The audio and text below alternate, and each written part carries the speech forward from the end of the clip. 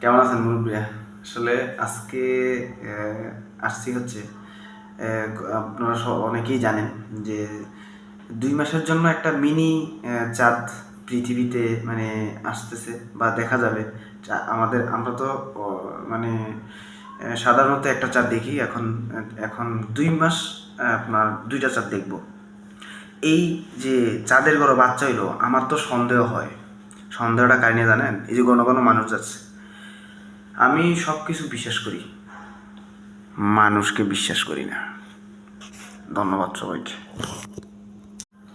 কেমন আছেন মুরব্বিয়া? আসলে আজকে আসছি হচ্ছে আপনারা অনেকেই জানেন যে ২ মাসের জন্য একটা মিনি চাঁদ পৃথিবীতে মানে আসতেছে বা দেখা যাবে। আমরা তো মানে সাধারণত একটা চাঁদ দেখি। এখন